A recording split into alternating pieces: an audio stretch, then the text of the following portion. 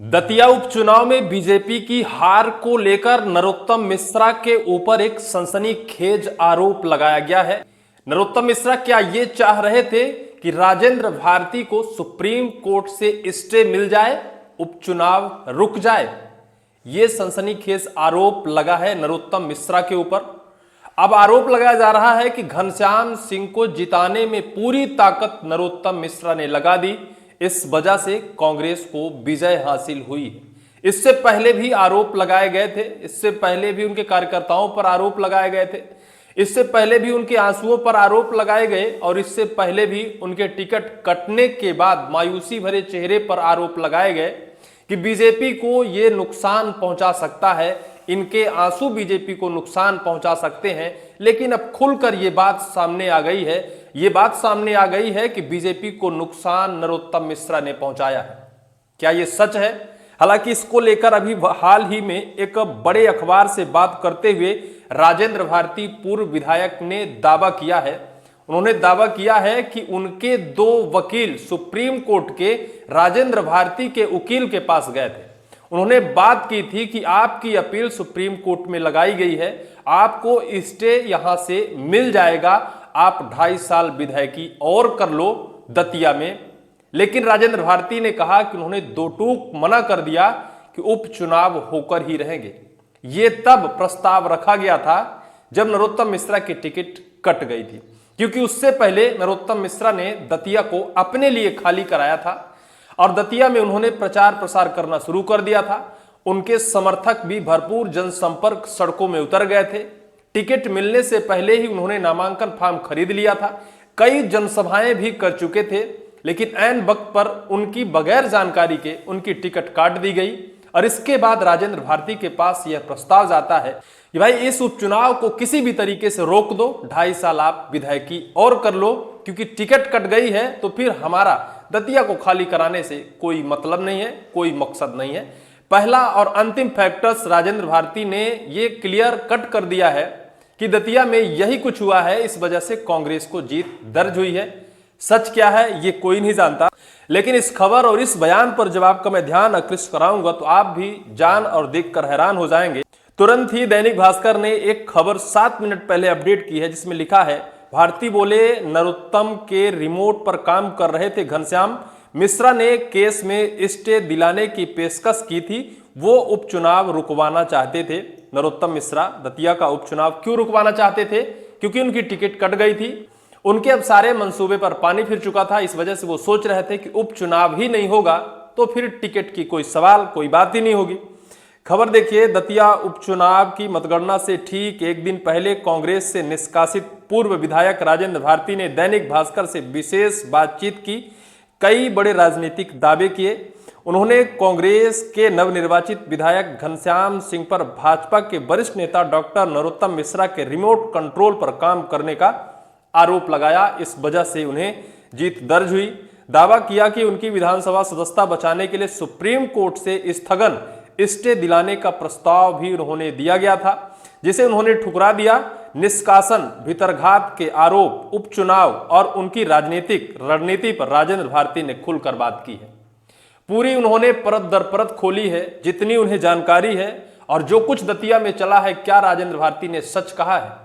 क्या सच कहा है कि नरोत्तम मिश्रा ही वो एक शख्स हैं जो दतिया को खाली भी करवाया है और दतिया को बीजेपी के हाथ से निकाल भी दिया है? उसमें पूरा का पूरा हाथ नरोत्तम मिश्रा का है।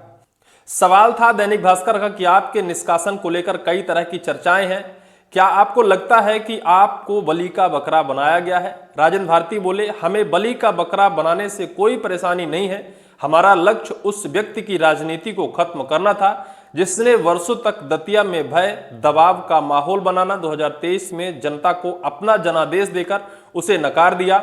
हमारे खिलाफ साजिश रची गई, फर्जी मामले में फंसाकर अयोग्य कराया गया, लेकिन हमारी राजनीति खत्म नहीं हुई। विधायक रहना या न रहना हमारे लिए कोई बड़ी बात नहीं है। उन्होंने कांग्रेस के जिस तरह से निष्कासन को लेकर अपनी सफाई पेश की है। दूसरा सवाल था, आप लगातार कह रहे हैं कि भाजपा ने कांग्रेस प्रत्याशी की मदद की।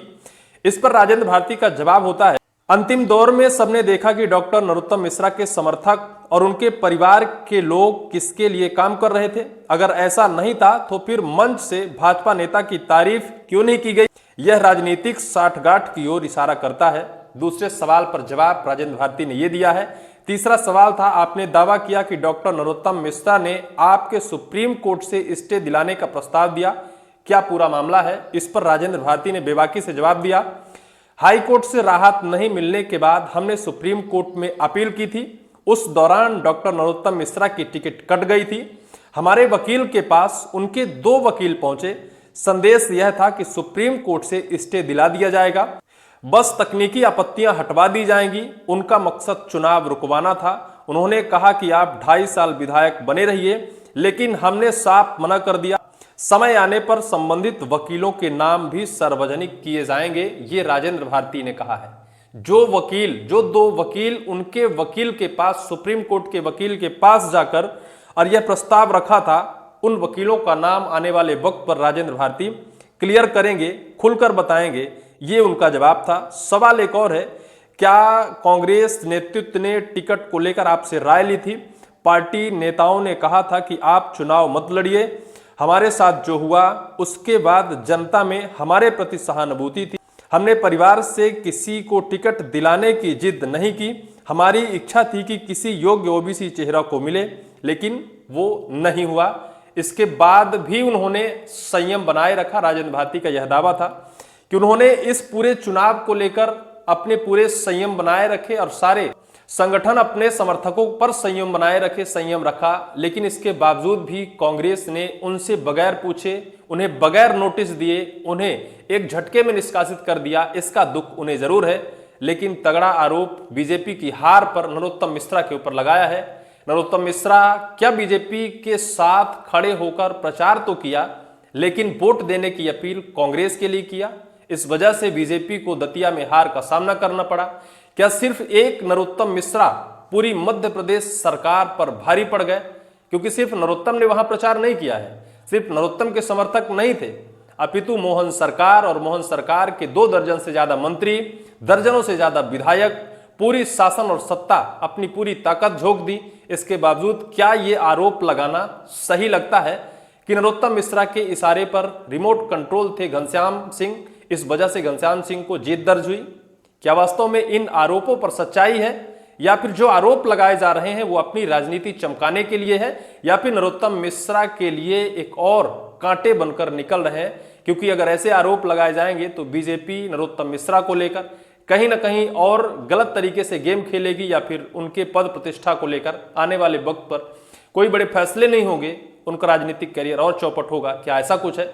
लेकिन जो आरोप लगाए गए हैं उन पर भी समीक्षा होगी, उनकी भी जांच होगी, क्योंकि अभी बीजेपी बैकफुट में है। बहुत बड़ा नुकसान हुआ है दतिया गंवाने के बाद। क्या होता है, क्या जांच होती है, आने वाले वक्त पर पता चलेगा। लेकिन इस पूरी वीडियो को लेकर और इन पूरे आरोपों को लेकर आपकी क्या राय होगी, कमेंट सेक्शन पर कमेंट आप जरूर करिएगा।